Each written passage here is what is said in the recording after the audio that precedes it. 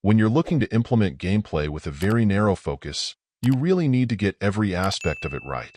With puzzle games, that usually feels like it doubly applies, since there typically isn't too much more to the experience than how you interact with them and how difficult they are.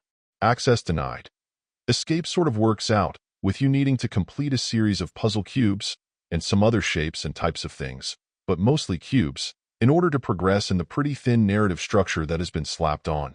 The problem is that where it falls down, it unfortunately does so pretty hard, and that makes it tougher to enjoy as it distracts you from what are usually well-designed brain teasers. Considering how few overall controls there are, the fact that they're not implemented very intuitively or with a reasonable degree of sensitivity is irksome. In particular, turning dials, which you'll work out, require pointing in the direction you want to end up at, and manipulating sliders, which you'll need to fight with when trying to only move one position, as it tends to want to move 2 to 3, even if you try to use a feather touch on your analog stick, are a pain.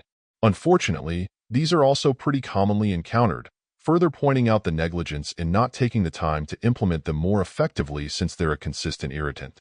The other issue is really that while the puzzles can generally be worked through with experimentation, observation, and some patience, when you get stuck, you're generally on your own.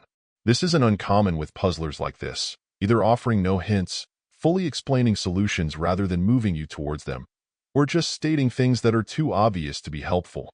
But again, with as few items that are on the checklist that make up the player's in-game experience, you'd think more care would have been taken to focus on smoothing it all out better. Puzzle fans may still enjoy the challenge, but there's no question it could have been implemented better as a whole. Overall, my final score for the game ended up being a 7.2.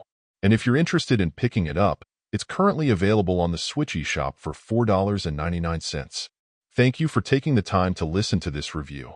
And if you'd like more information or ideas of indie games worth checking out on Switch, be sure to click on the link provided in the description. Until next time.